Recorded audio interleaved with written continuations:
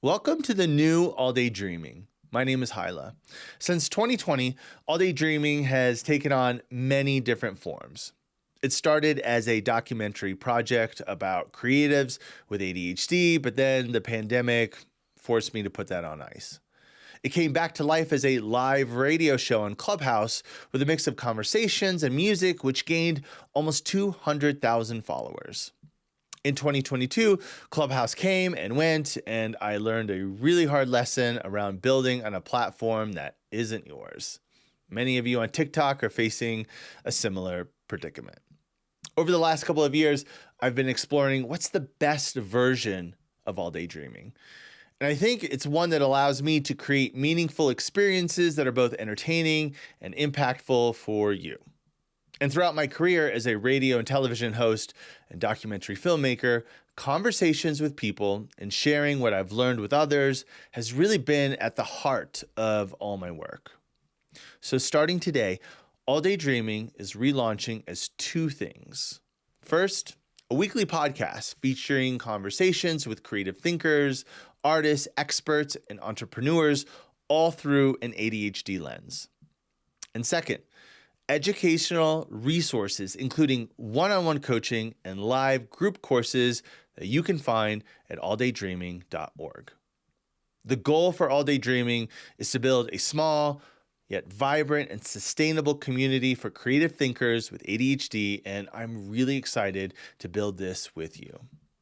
Okay, let's jump into our first episode. Wata is a musical artist and entrepreneur who co-founded Lazuli Collective. It's a strategy, events, and activations firm at the intersection of wellness, culture, and tech. Their collaborations include Calm, Nike, and Coachella. She also made the move from LA to a small town in Mexico as a way to help manage her ADHD. She's rad. I love her. I think you will too. Enjoy my conversation with Wata. Do I want to accept attention deficit disorder? And so right now for me, it's less about viewing myself as somebody who is disordered and more about my brain works for something. What does it work for? Right? Specifically right off the jump is your age. How old are you? I'm 25. You're 25. Yeah. I am so impressed with the amount of things that you've accomplished. And the irony is, like, when you and I have conversations, you talk about how you feel overwhelmed, like you haven't tapped into all the dreams and aspirations that you have. Yeah. And I'm like, yo, girl, chill. You are crushing it. The music, how smart you are navigating the business world. You have these instincts that I wish I had when I was 25, seriously. And so, like, I've already mapped out your trajectory. I'm like, oh, yo, you are on a space shuttle. Like, you're going straight up, and you probably feel like you're stuck in the mud on the ground sometimes. No, I think we did have that conversation where I was like, I don't know where I'm going. I don't know what I'm doing. And you're like, you have like a whole rest of your life ahead of you. Seriously. You kind of just reminded me, put it in perspective, and it's true. Like, I think it's interesting because it can kind of become this thing where, I finally am where I am in my career, and my music is taking off and blah, blah, blah. And then you're like, oh, wait, I don't have a husband, or I don't own a home, or, And so I think I had to learn, there will always be something, but it's better to focus on what is right now than to focus on what I don't have or what is eventually going to come in the future, but it's not the time for it right now. And that's helped bring me some peace of mind, especially since our last conversation of I had my quarter life crisis right on schedule. It started about a month before my 25th birthday. Yeah. And, I was just reevaluating, just thinking about everything. I made the horrible, terrible mistake of making a calendar alert. And it's funny, I was talking to one of my best friends who's known me since college. And he was like, I think I remember you making this. He was like, I knew it was a bad idea back then. I made a calendar alert of like, oh, like by the time I'm 25, of like all the things I thought I would have, and it was like, oh, like me and my kids and my partner and our house and like all the, and I didn't have any of that, But also I looked at it and I was like, well, also I have all these things now, and I'm doing all these things now that I had never imagined at that age. So, it's not what I always thought, but it's better in some ways, and it's also more aligned with maybe who I've become. Mm-hmm. I mean, okay, you're releasing music. You've been featured in Billboard magazine. You have brand partnerships, and you've also done it with like not the traditional creator. I have 100,000 followers on Instagram route. Like that's another thing that really impresses me is that you've navigated being a creator in a way that doesn't necessarily require you to sell out and posting a video every single day. Yeah, honestly, me and Instagram have a complex relationship anyway, so it's not my style. I think what I learned from Clubhouse, which is where we connected, was to go where the people who need what you're offering are, and to give them what they need. Um, I am a musician. I'm a composer. I create meditation music. And so for me, Instagram is a very stimulating app. It's a very like attention grabbing and attention keeping app, right? But it doesn't quite have the vibration of the music and the things that I'm trying to put out. People need like meditation. They need relaxation. They need a space where they can reflect and they can go within. And so I started thinking about like, okay, where do people naturally go for that in terms of social media or apps or things?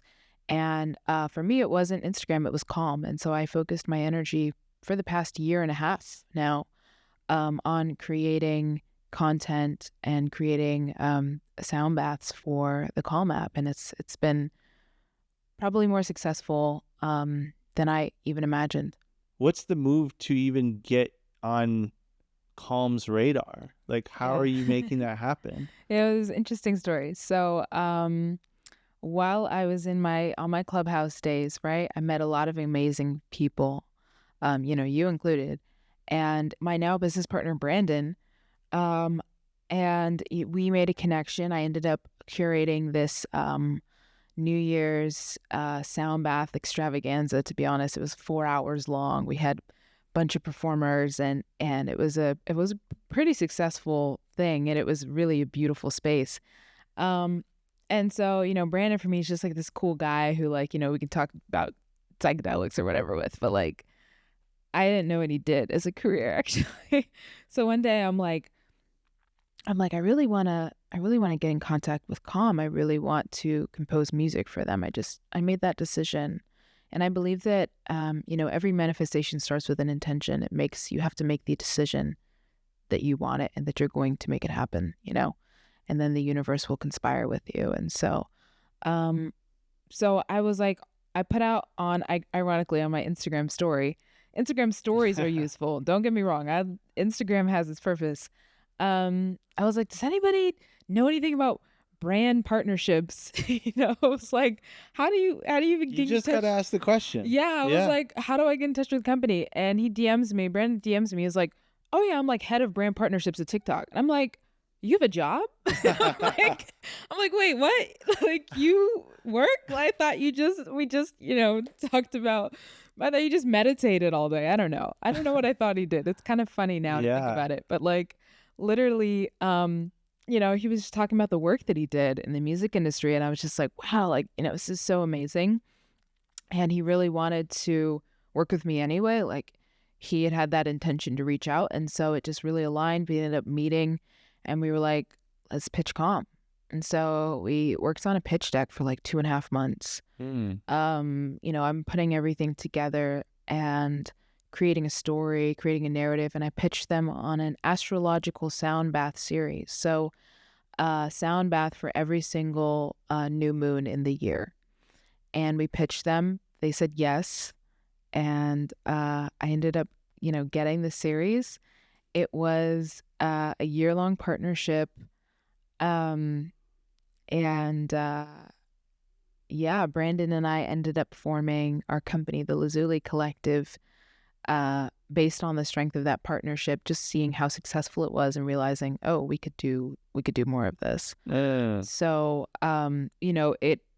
So just pitching Calm, getting Calm, booking that gig, it made you realize, oh, this can be a business. Yeah. I was like, we could do more of these partnerships, and for more than just myself. We had a lot of conversations of like, what does it look like to get artists like me, who at the time, didn't have a following, didn't really, I wasn't really in the music industry. I was still figuring things out. I was still teaching myself and learning. And, what does it look like to bring huge brand opportunities to emerging, artists, specifically artists of color as well, who are creating great work and just need the platform.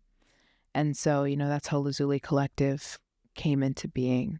And it's more about you guys tapping into companies, or is it more for the general public? What exactly is it? So it's evolved. Originally, we were doing brand partnerships with companies. So we might be doing, like I said, a partnership between an artist or a brand, or it might have been like doing internal, like wellness campaigns, corporate wellness. But since then, we've expanded. I mean, we just, in April, we did the first wellness tent in the Coachella campgrounds. And that was for, all the festival goers could attend. And that was like... So you're essentially performing at Coachella. Yeah, I did. Twice, technically. Oh my God, amazing. And so are you doing like an early session?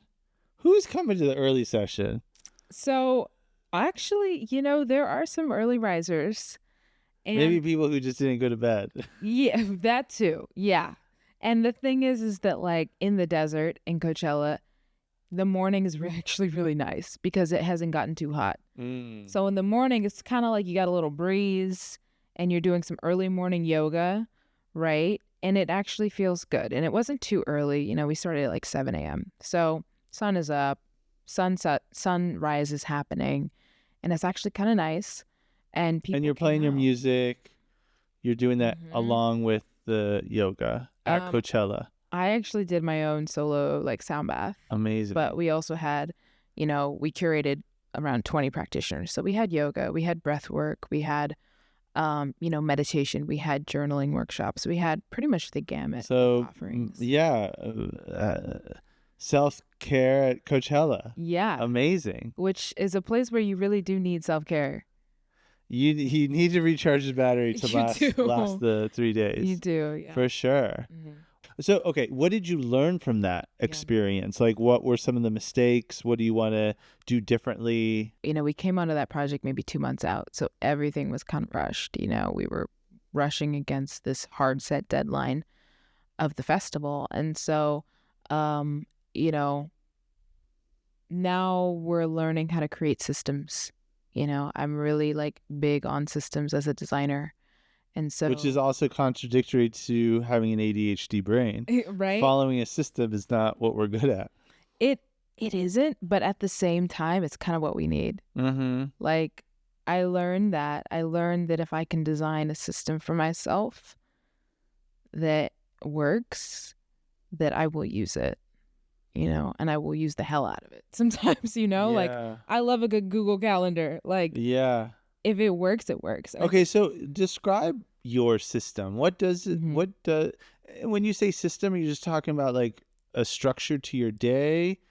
Because you're essentially an entrepreneur. You work from home. By the way, you also live in Mexico in the middle of nowhere, which is incredible. Yeah. But yeah, so talk about kind of this loose structure that you get, because I think that's the key, right? We do need structure, but not too much. We need some accountability, but not too much. So I view systems as a container that allows you to essentially automate decision making, right? So for example, when you're in school, your school starts at 8 a.m. You now do not have to decide what time to wake up in the morning because I got to wake up probably 7 a.m., right? Because my class is at 8 a.m. When you're an adult, you can technically wake up, if you're working from home, you can technically wake up at whatever time. Right. But there are times that are more optimal for you to wake up than others. And as adults, we have to make that decision. If you make that decision at 10 o'clock at night every night, you're going to be stressed. Like, oh, what time do I wake up? If you create a system that says, okay, I wake up at 5 a.m.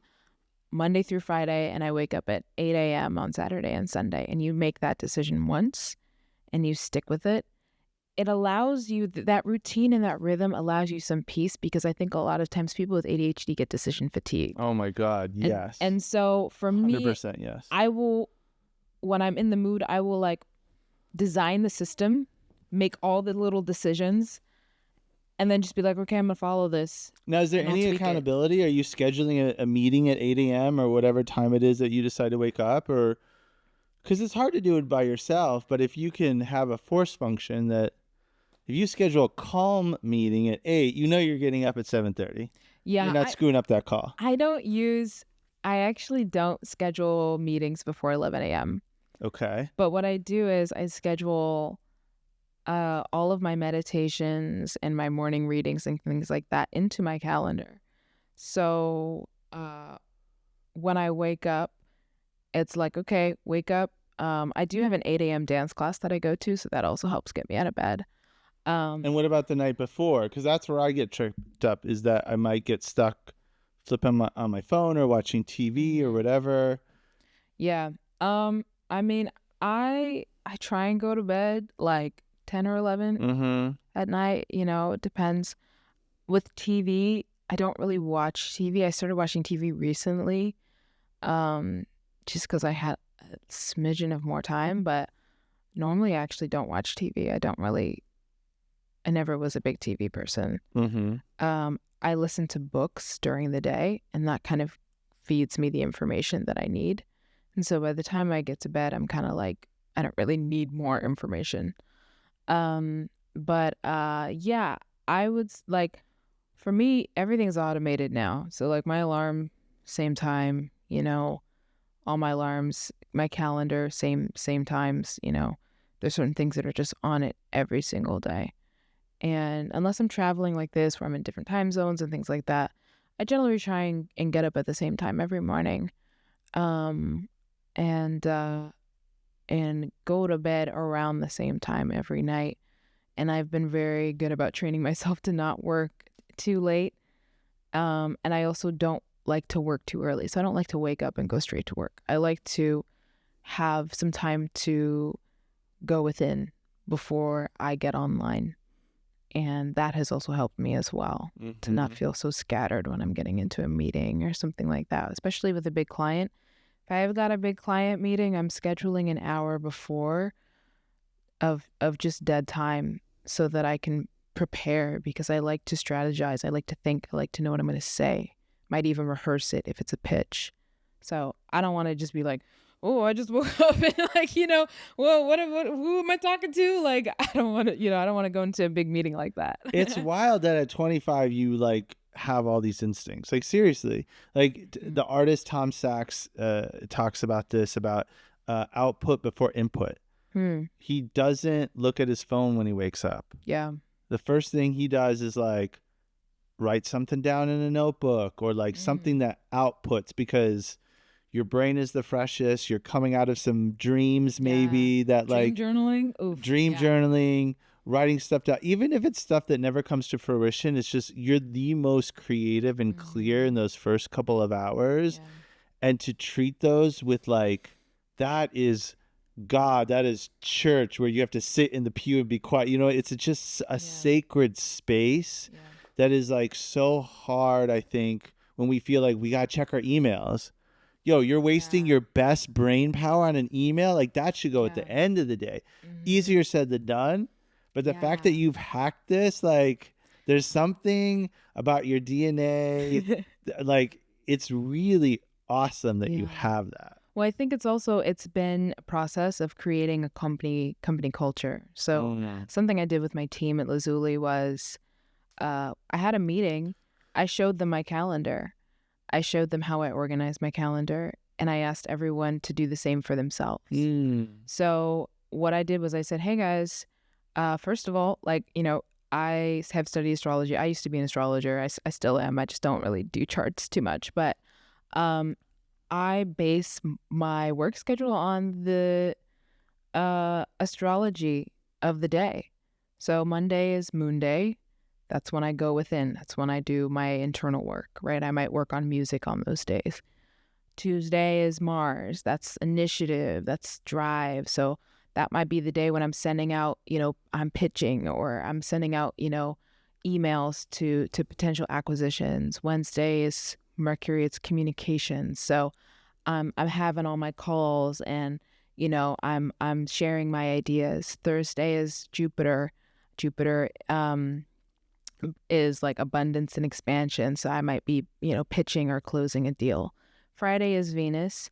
And so I usually, Mondays and Fridays, I try not to work on like company stuff. I try and work on, like Fridays, I might spend time with my friends, or, make time to call my family, or, work on personal things. And then Saturday and Sunday, I take those days off as well. So there's two things that I'm hearing from you. A, there's a bit of monotasking that you're doing. You're really able to silo your days. So I'm curious, when you get distracted or you get excited about another idea, it sounds like you have a system that can funnel it into a different day, and it doesn't like take you off track.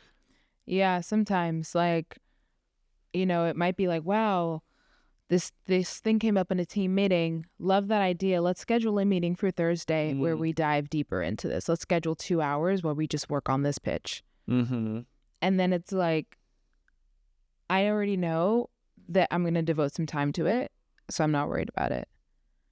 It's like, that's key. That's a big one, is knowing. I think that's kind of what helps relieve the anxiety about getting excited about a new idea and not forgetting it. That if you can put it in a bucket somewhere else and know you can go back to it, that's big time. And the other thing that I'm hearing is running a company and having accountability to people. Yeah.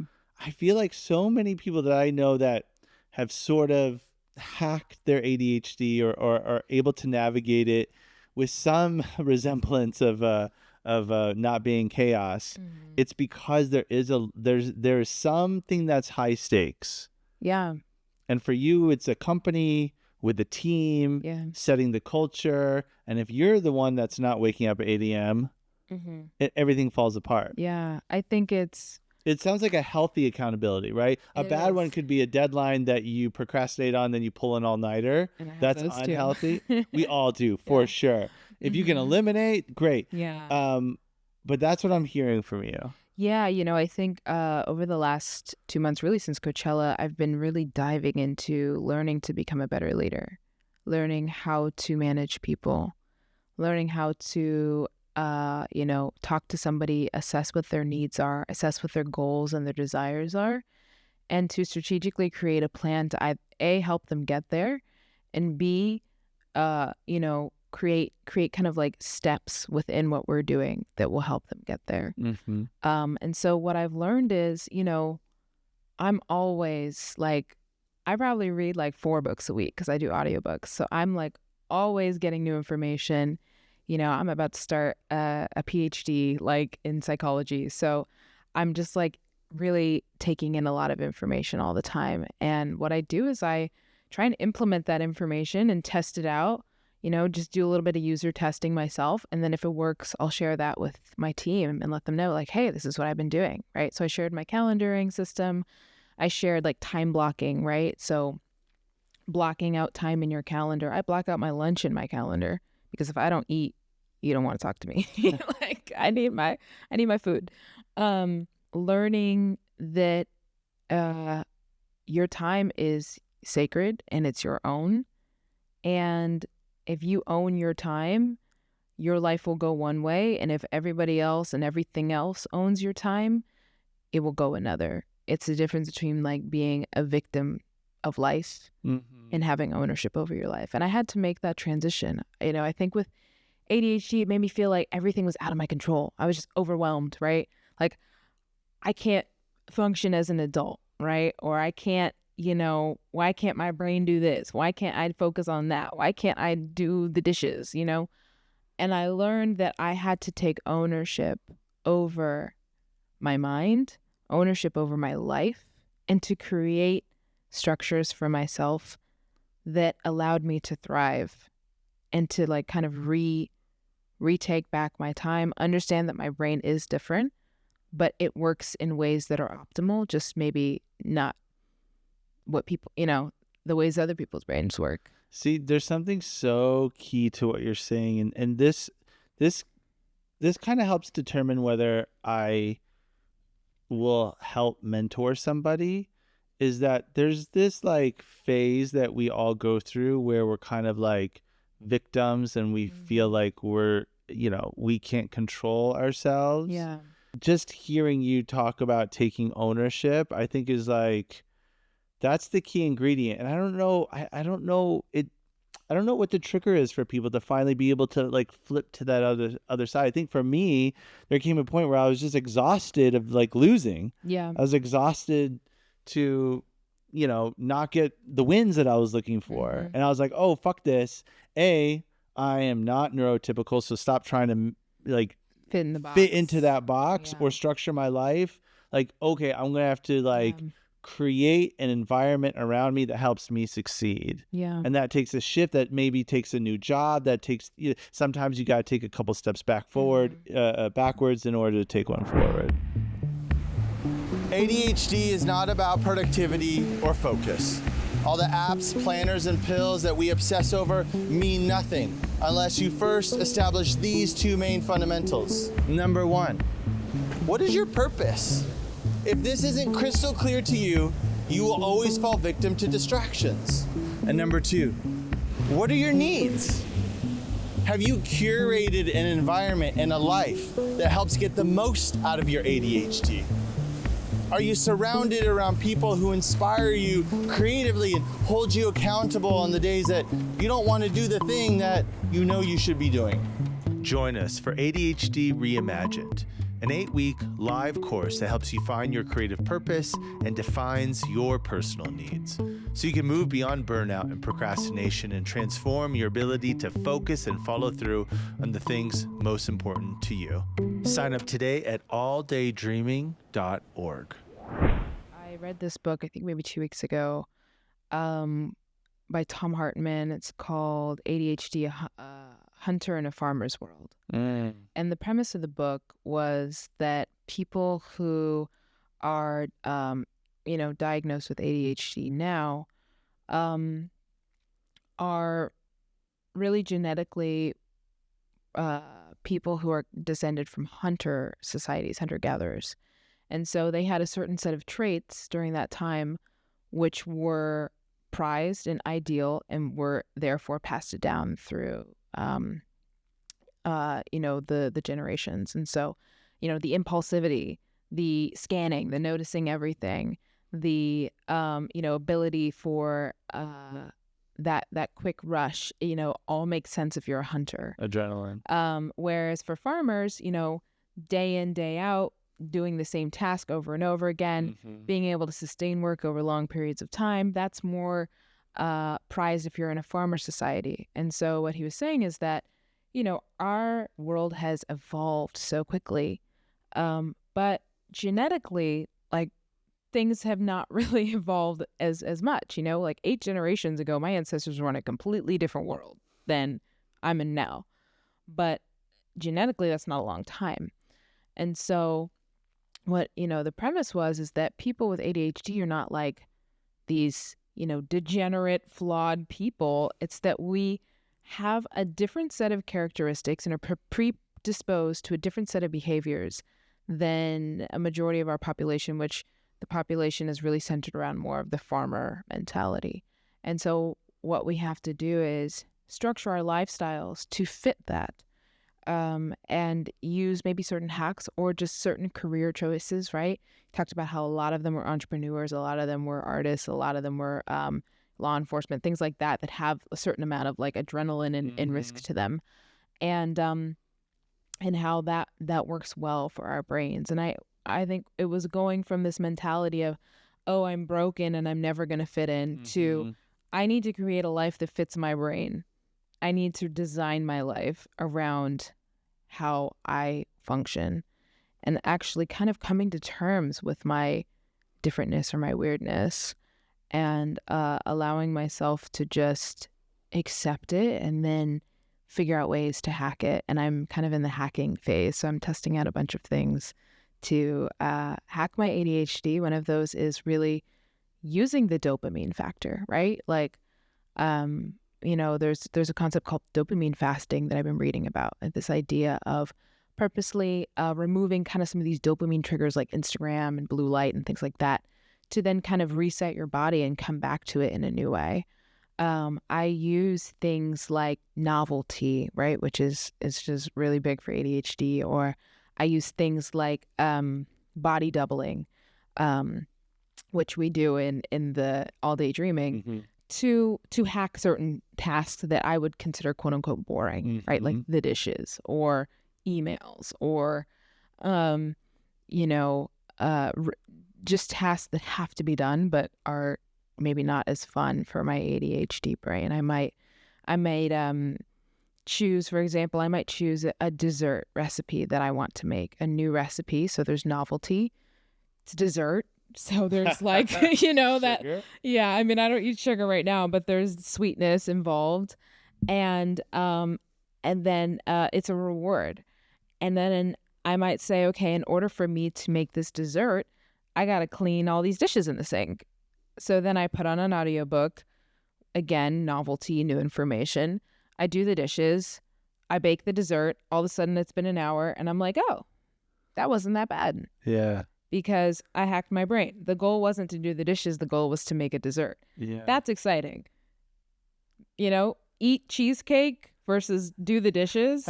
You're always going to choose the cheesecake, Yeah. But you achieved that little task on the way, which was doing the dishes, Yeah. So I learned that like over the last couple of weeks, and it really helped me. I learned that from listening to this audiobook that was talking about studies with rats and dopamine receptors in their brains, and how novelty and uncertainty was actually a very big factor in how they made their decision to press the dopamine button or not. And so I was like, well, let me try that.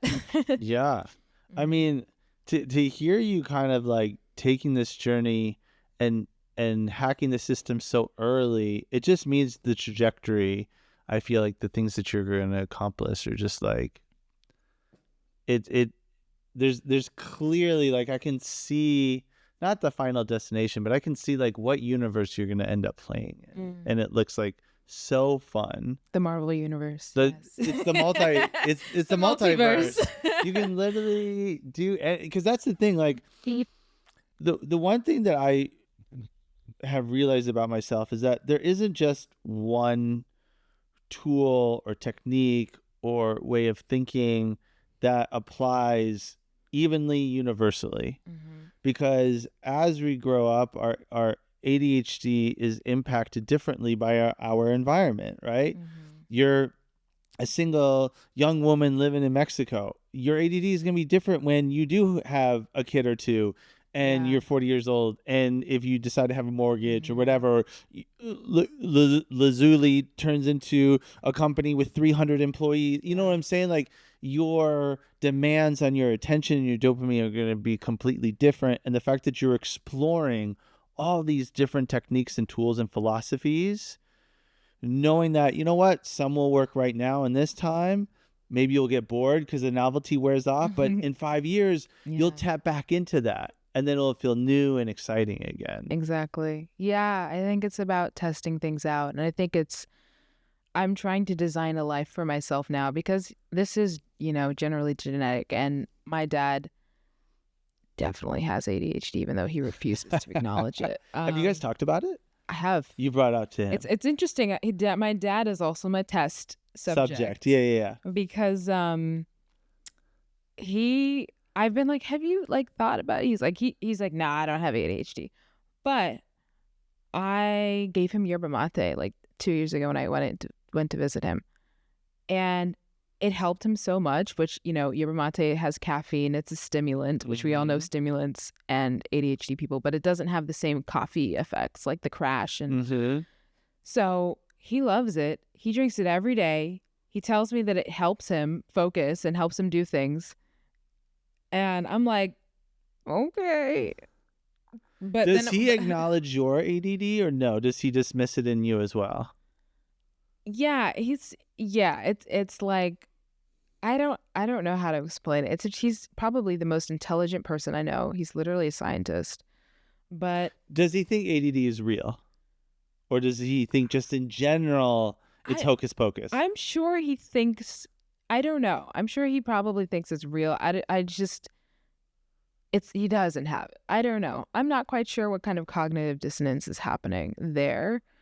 But I do know that I've just generational. Yeah, I don't know. I mean, it's a generational thing. It's that side of my family is African as well. There's like a lot of cultural ideas around mental health that are still very, people can be incredibly intelligent, incredibly educated, and still hold some cultural beliefs that are kind of like outdated. I remember in All Day Dreaming when we would open up the room to conversation, there were a couple people who were calling in from Africa, and they were talking about one gentleman was talking about, I think he was from Ethiopia, and that he was diagnosed with ADHD, and the treatment, quote unquote, was like to perform like essentially like an exorcism. Like it was like something that you needed to be extracted out of your body. Yeah. And hearing those stories is just like it breaks your heart that there's just some people that just don't accept it as a real thing. But I think also for me it's like, do I want to accept attention deficit disorder? Do I want to accept that for myself? It's a shitty name, by the way, because it's not even that. We have whatever. I feel like honestly we still don't even know what it is. Yeah. Like, because it's kind of a catch-all term for just a bunch of different things. Like, we don't even know how the brain works. We're still the infant stages of that. We don't know. And the thing is like, I'm like, okay, well, why is it that my messy room looks exactly the same as my dad's messy room? But what does that have to do with attention? You know what I mean? Like, it's hard. Sometimes it's hard to really explain this. And so, like, for me, the Hunter model, when I read that book, I was like, okay, this is an explanation. I've been hearing other explanations. And so part of me feels like we're in that in-between stage. So really what we have to look at is we are different. Our brains work differently. Exactly the mechanisms that make that happen, we don't actually know. We don't know every single detail of that. We know some factors, we know some variables, but we don't have the whole picture. And so right now for me, it's less about identifying with, me viewing myself as somebody who is disordered, and more about figuring out my brain works for something. What does it work for? Right? You moved to Mexico. I did. That is next level. Yeah. Hey, what prompted that? Dopamine. Yeah, right. Food. I actually just went for a vacation. I booked a 2-week vacation in Mexico City for my birthday. Because I was stressed and I was done with LA. And I got there. I was like, wow, this is amazing. I love it. And then around that time, the Calm contract came in, and there was another contract that I was working on as well for my album. And so all of a sudden it was like, oh, wait, I got to get somewhere quiet where I can just record for like the next month straight. Because you were on deadline. Yeah, I was on a tight deadline. Yeah. And I was like, I produce everything myself. So I literally am recording my vocals myself. I'm doing all the production, and I'm essentially creating an hour-long track, which is like creating an album a month for a year, right? So I was like, I actually just need to be somewhere where I can just focus on this music for the next 3 months. And so I had a friend who invited me to this small town near a river with like beautiful trees and scenery. I was like, okay, I'll go out there for a couple weeks. Went out there. I was like, oh, I'm not leaving. Like, I'm just gonna stay here. Wow. And I stayed, and now it's been a year. Like, I thought I was gonna stay for 3 months, but I was able to get into this focused state. I was able to get into this place where I was just deep in the feels, deep in the emotions of the album, and produce this body of work in a certain amount of time. I had a deadline. And I think that there's something to be said for like nature and forest bathing for ADD people, because it heals. Nature heals. Like, we were designed to be in a natural environment, and the overstimulation of city life can really wear on you over time.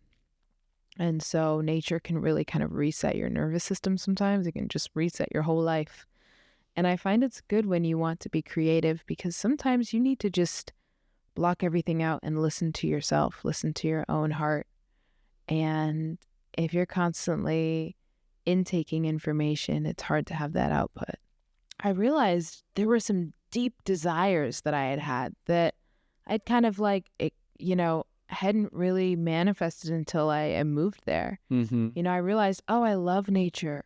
I've always loved nature. I've always been inspired by nature. A lot of my music pulls from nature. Even my name pulls from nature, right? And so that part of me awakened. The part of me that actually loves slow things, loves cooking from scratch, loves going to the farmer's market, loves, taking walks just for the sake of walking. That part of me emerged. The part of me that loves like a certain level of quiet and stillness. The part of me, that loves going inside, like the internal work of like writing, songwriting, creating music, just being in a home creating all day. That part of me emerged. And I realized that I had changed, especially during the pandemic. I had changed. I wasn't like a young, city dwelling artist anymore like I had been in college. I was turning into like a homely, wears rain boots and buys eggs from their neighbor type person, And I don't regret that. Well, it's moving to a different spectrum, and then also moving to a different culture and environment is going to inform your art differently. I mean, listen, LA is full of creative people. I think it's one of the best cities in the world for creativity, but it can get very homogenous. It can get very groupthink real fast. And you can, I would see that. I still see that in some of the stuff that I do. I'm like, this fucking looks a little LA basic like everyone else is doing. And you got to kind of stick yourself in these weird places for you to be able to find that kind of like little sliver scoop that's your own thing. And I make meditation music. So it's like I can barely meditate in LA. LA is like, just the energy of it sometimes. Everything's moving fast. I'm getting 1 million calls, texts a day. I tend to not have a lot of time for myself, especially when you factor in like hour-long commutes and things like, going to different places. It's like I didn't have a lot of time for myself. Isn't that the irony? Everyone thinks of LA as this like, this kind of earthy, like, La La Land kind of thing where... I mean, only compared to New York is it slow. That's true. That's true. That's true. Yeah. So like talk a little bit how living in Mexico, slowing down, how has that made your creativity better? Your creative process different? It allows me to literally hear the voice of God. Like, it allows me to just sit in stillness and to listen. I listen to the sounds around me. I listen to the birds. I listen to the river. I listen to the trees. And that informs my music. And that's in my music. Like, literally, I'll put nature sounds in my sound baths.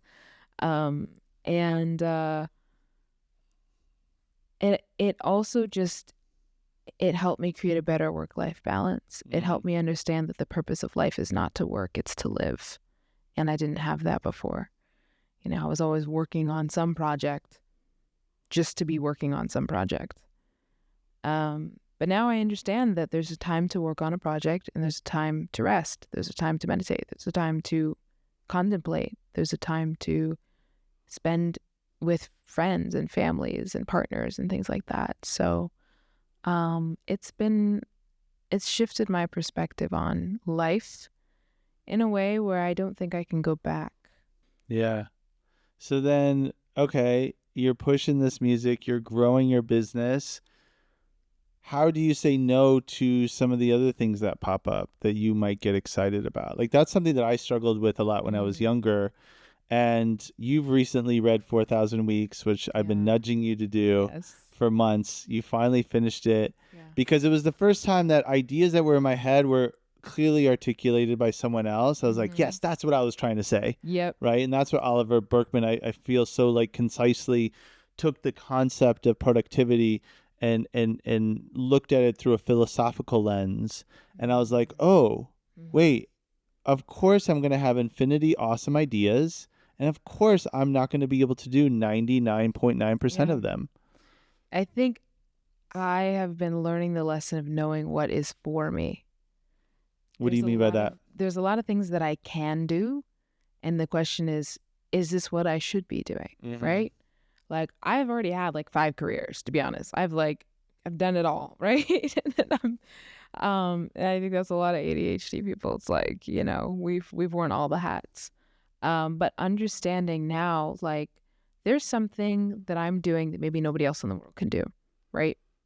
I've got my dharma, my path. And if I stray from that path to do something, maybe that's somebody else's path to do, but I'm like, oh, that would be cool.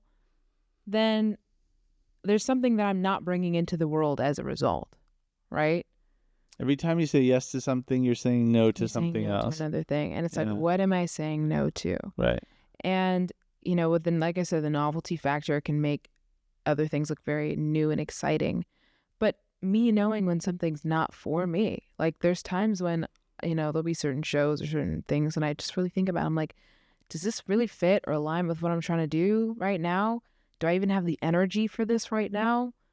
And if the answer is no, then it's like, I don't feel bad about giving it up. I might even give the opportunity to somebody that I think it is. That's the dream, right? That's the perfect scenario. If you can take your idea and hand it off and still see it come to life. And that's what I love about the work that I do now. You know, branding, marketing, brand partnerships.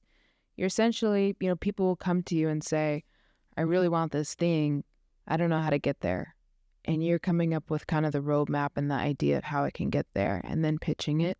And then you're watching it come to life. And that's beautiful to me because I can take an idea that I had, I can watch it come to life, and then I can hand it to somebody who I know is going to do exactly what they need to do with it. And so I like to talk to people and be like, well, what are you trying to do? Like, where do you want to go? Like, what are your goals? And then if things come up and I think it aligns, I will kind of plug it into them. And that's kind of the cool thing about being a connector is you can kind of like, you know, the dream thing might come in and then the person with the dream might be over here and then you just kind of get to put them together. I love connecting my friends. I love networking and trying to, you know, be the crazy person with like, you know, the lines on the wall who's like, oh, if this person's doing this, and then you see their magic take off, like what is a better feeling than that? I think it's because we're nonlinear thinkers, right? So when you're thinking linearly, I see this with my family sometimes, like you'll be like, okay, this goes to this, A to B, B to C, C to D, right? ADHD is like A to D, B to C, B to A, back to B. Yeah.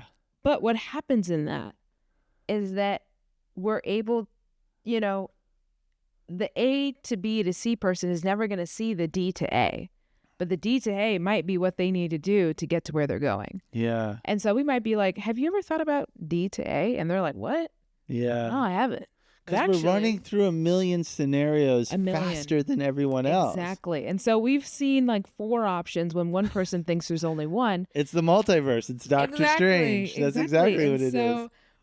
Sometimes it's just literally that we've seen that thing. And I think what a lot of ADHD people have learned through sheer, like, honestly, like burnout is that we can't do all of our ideas. It's physically impossible for anybody to manifest every single idea that and they've it can ever be had. soul crushing because there's a lot of good ones. And it's there's good ones, it's tough. right? Like I've It's had tough. ideas. I'd be like, that's great. Yeah. But I would need like 12 years of astrophysics education to actually make this happen. And that's part of the problem too, is like our brains are working so fast, we just skip to the good part. We just skip to the end. And because most people are like, you know, you're going to have to go to school for 12 years. You know, you need like $5 million. No. We're and going to the moon. NASA approved space center to do that, right? It's like, yeah. But like, this is a good idea. We just skip past that part. Exactly. Yeah. So for me, what I've learned is, okay, like I have a good idea. Who's already doing the thing that could just use this idea, right? And that's where the brand partnership comes in. Maybe there's a brand that already has an infrastructure, that already has all the things. And I just have this one little idea and I take the idea to them and they're trying to figure out how do we do new things, right? Because they're always trying to generate, and so I just bring the idea and then they're like, that's cool, we can run with it. They have the resources, they have the manpower, they have the ability to execute. Now, what I've learned is that like I can execute things, but I'm not always meant to. Sometimes I'm just meant to be the idea person. Because when you say yes to the execution, you're saying no to more music. You're saying more to more mindfulness. Stressing myself out sometimes, and so I've learned that, and I've also learned that,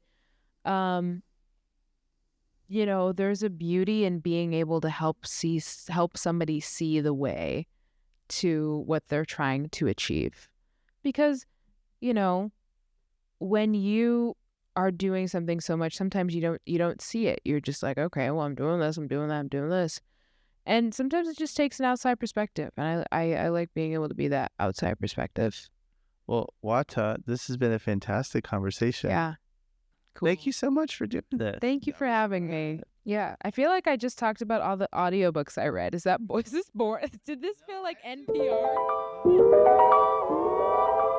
Do you know someone who would enjoy this conversation? Share it with them. And if you have just a moment, please rate our show and leave a comment on whichever platform you listen to. It really helps us reach other creative thinkers with ADHD just like you. My name is Hyla. Thanks for listening.